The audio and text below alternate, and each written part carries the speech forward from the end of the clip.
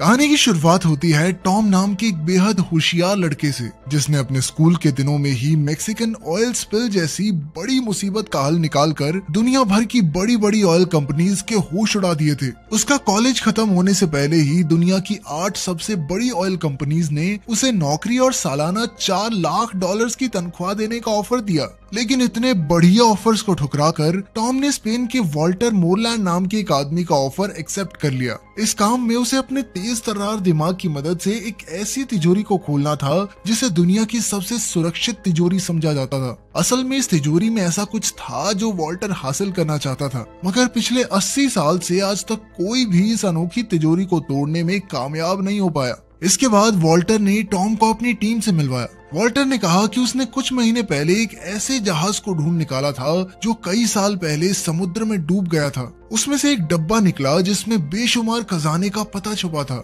मगर जल्द ही स्पेनिश सरकार को इस बारे में पता चल गया और उन्होंने वॉल्टर की ढूंढी हुई सारी चीजों को जब्त करके एक स्पेनिश बैंक की तिजोरी में बंद कर दिया। खैर फिर टॉम वॉल्टर की बेटी लोरेन से मिला, जो अपने मिशन के लिए कोई भी भेस बदलने में माहिर थी। उसके अलावा उनकी टीम में क्लाउस था, जो कि एक जबरदस्त हैकर था। जेम्स वॉल्टर का खास आदमी था, जो पहले एक फौजी हुआ करता था और अब वो एक जबरदस्त फाइटर था। साइमन उनकी टीम के लिए हर जरूरत का सामान लाता था। जब तक उसे पैसे मिले वो वॉल्टर को दुनिया की कोई भी चीज लाकर दे सकता था। खैर आज टॉम का पहला दिन था और टीम को बैंक का सिस्टम हैक करने में मुश्किल हो रही थी। उन्हें एक कोड भरने की जरूरत थी, मगर उन्हें कोई आइडिया नहीं था कि आखिर ये कोड क्या हो सकता है। तब टॉम ने आइडिया दिया कि उन्हें बैंक के किसी क्लाइंट से बैंक का ऑटोमेटेड वॉइसमेल बनकर बात करनी चाहिए और इस तरीके से उन्हें वो कोड मिल सकता है। आखिरकार टॉम की तरकीब काम कर गई और उन्हें आसानी से कोड मिल गया। सबने टॉम को शाबाशी दी और टॉम अपने नए घर में पहुंचा। फिर अगले दिन से टॉम बाकी की टीम के साथ बैंक ऑफ स्पेन के नक्शे को समझने लगा।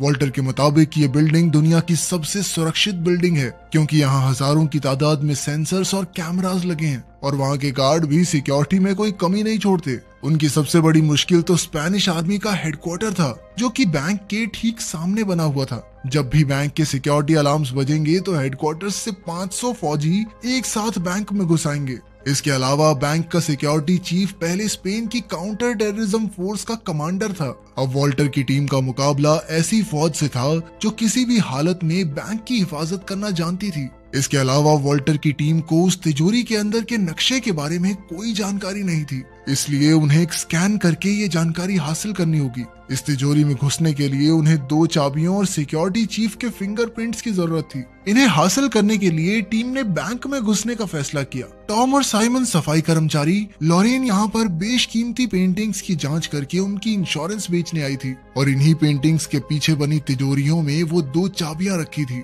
जब सिक्योरिटी चीफ लोरेन को कमरे में ले जा रहा था तो लोरेन ने उसे अपनी कॉफी पकड़ा दी और इस तरह उन्हें चीफ के फिंगरप्रिंट्स तो मिल गए। इसके बाद वो पहली पेंटिंग के कमरे में पहुंची तो क्लाउस ने बैंक में कैमरा हैक कर लिए। फिर उसने लोरेन को पेंटिंग स्कैन करते हुए रिकॉर्ड किया और यही फुटेज 10 गुना धीरे धीरे करके चला दी। इसी दौरान लोरेन ने तिजोरी खोली और वहां रखी चाबी की बनावट कॉपी कर ली, मगर उसी वक्त अचानक वहां बैंक का डायरेक्टर आ गया और इधर कैमरा फिर से चालू होने में सिर्फ 20 सेकंड बाकी थे। 20 सेकंड बाद लोरेन को ठीक उसी जगह खड़ा होना था, मगर अब डायरेक्टर बीच में आ गया। तब लोरेन ने दिमाग लगाकर उसे अपनी तस्वीर लेने के लिए पीछे छोड़ दिया और ऐन वक्त पर डायरेक्टर फुटेज से बाहर हो गया। अब लोरेन दूसरी चाबी ढूंढने में लग गई। वहीं दूसरी ओर टॉम को सफाई वाले का भेस बनाकर तिजोरी स्कैन करनी थी। उसके हिसाब से असली तिजोरी इसी मीटिंग रूम के ठीक नीचे थी। टॉम तुरंत टेबल के नीचे छुप गया और उसने अपनी मशीन से स्कैन का काम शुरू किया, मगर तभी अचानक कुछ लोग वहां मीटिंग करने आ गए। अब टॉम टेबल के नीचे फंस चुका था और अचानक उसकी स्कैनिंग मशीन भी खराब हो गई। खैर कुछ देर छेड़छाड़ के बाद टॉम ने मशीन चालू कर दी और स्कैन पूरा हुआ, मगर उसी पल एक अलार्म एक्टिवेट हो गया और सिक्योरिटी चीफ ने पूरे बैंक को बंद कर दिया। तभी सामने से फौजी बैंक के लिए निकले।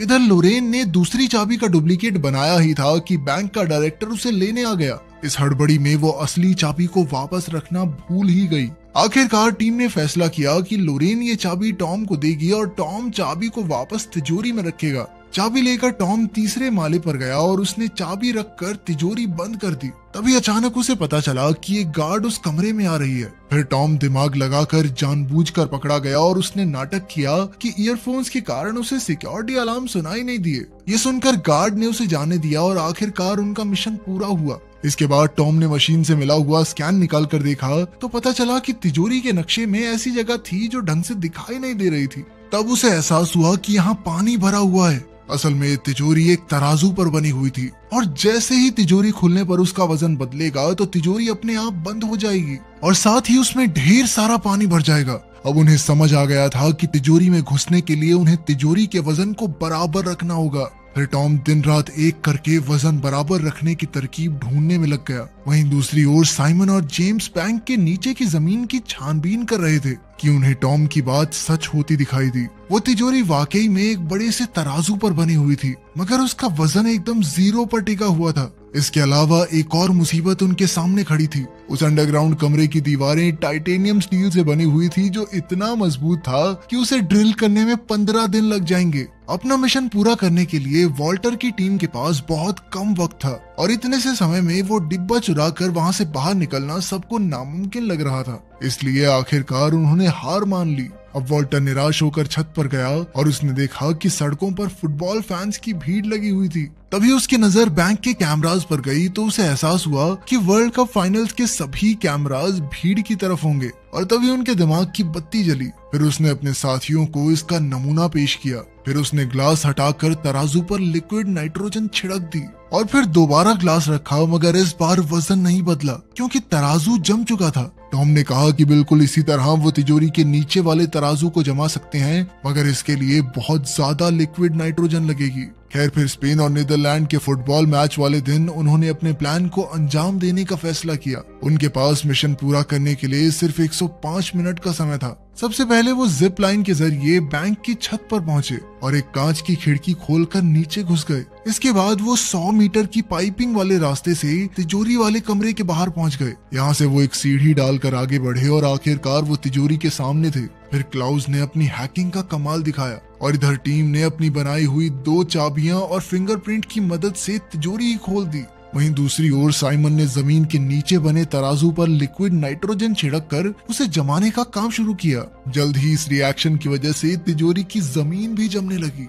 इधर टीम अंदर घुसकर वही डब्बा ढूंढने में जुट गई, मगर दूसरी ओर बैंक की सिक्योरिटी टीम को छत की खुली खिड़की के बारे में पता चल गया और वो तेजी से तिजोरी की ओर बढ़ने लगे। इधर वो डब्बा लोरेन के हाथ लग गया, मगर इसके बाद जो हुआ उससे सबके होश उड़ गए। असल में जेम्स एक अंडरकवर एजेंट था। अब उसके मन में लालच आ गया, इसलिए उसने अपनी टीम को धोखा देकर खुद डिब्बे पर कब्जा करने का फैसला किया।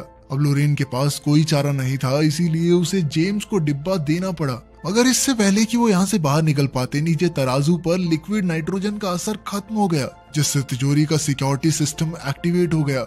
अब टॉम, लोरेन और जेम्स तिजोरी में कैद हो गए थे और वहाँ तेजी से पानी बढ़ने लगा। जेम्स तो पहले फौजी रह चुका था, इसलिए उसे स्विमिंग आती थी और वो डिब्बा लेकर वहाँ से भाग निकला। इधर सिक्योरिटी चीफ ने इमरजेंसी का ऐलान कर दिया और उसके आदमी हथियारों के साथ तिजोरी की ओर भाग रहे थे। वहीं तिजोरी में इतना पानी भर चुका था कि टॉम और लोरेन की जान खतरे में थी, क्योंकि वो कभी भी डूब सकते थे। अब उनके पास कोई चारा नहीं था, तो ऐन वक्त पर टॉम के दिमाग की बत्ती जली और उसने साइमन को तराजू पर और भार डालने को कहा, ताकि पूरी मशीनरी को लगे कि तिजोरी पूरी तरह से पानी से भर चुकी है। साइमन ने फटाफट सारे नाइट्रोजन टैंक्स तराजू में रख दिए, पर वो भी काफी नहीं थे। आखिरकार उसने अपना रेडियो भी ऊपर रख दिया और इतने से भार से तराजू का वजन बढ़ गया। अचानक सिस्टम के मुताबिक तिजोरी का पानी बाहर निकलने लगा। इधर फौज तिजोरी में घुसकर चोरों को रंगे हाथों पकड़ने ही वाली थी, मगर जैसे ही उन्होंने दरवाजा खोला तो उनके होश उड़ गए, क्योंकि तिजोरी में कोई भी मौजूद नहीं था। असल में टॉम और लोरेन ड्रेन पाइप्स के जरिए भागकर बैंक के ऊपर वाले मालों में पहुंच गए। इधर फौज और गार्ड्स हाथ धोकर उसके पीछे पड़े हुए थे कि अचानक लोरेन को याद आया कि जिस कमरे में वो पेंटिंग स्कैन करने गई थी, डायरेक्टर उसकी खिड़की हमेशा खुली रखता था। अब वो दोनों बिना समय गवाए खिड़की से नीचे कूद गए, जहां हजारों फैंस की भीड़ लगी हुई थी। उन्होंने तुरंत अपनी जैकेट्स उतारी और भीड़ में खो गए। इधर उनका पीछा करते हुए फौजी भी काफी करीब आ गए और अब वो पकड़े जाने वाले थे। आखिरकार वो खुद को पुलिस के हवाले करने को तैयार हो गए, पर उसी पल स्पेन मैच जीत गया और सारे फैंस खुशी से पागल हो गए। इतनी भीड़ में फौजी टॉम और लोरेन का पीछा नहीं कर पाए और आखिरकार वो दोनों बच निकले। फिर कुछ दिन बाद जेम्स ने वो चुराया हुआ डिब्बा अपने बॉस को दिया और जब उन्होंने खजाने का पता निकाला तो उसमें आईफिल टावर की लोकेशन थी। तब उन्हें याद हुआ कि ये सिक्योरिटी लोकेशन नहीं है और वॉल्टर की टीम ने उन्हें चकमा दे दिया था। आखिर में एक खुलासा होता है कि टॉम और लोरेन ने असली डिब्बा नकली डिब्बे से बदल दिया, जिस वजह से जेम्स ने नकली डिब्बा चुरा लिया। अब वॉल्टर की टीम एक रिजॉर्ट में मजे ले रही थी कि उन्होंने डब्बे से असली खजाने की लोकेशन ढूंढी। तब उन्हें पता चला कि ये खजाना बैंक ऑफ इंग्लैंड में छुपा हुआ है। इसके बाद उनकी टीम एक और नए मिशन के लिए तैयार हो गई। तो आपको कहानी कैसी लगी कमेंट्स में जरूर बताना। मिलते हैं अगली वीडियो में।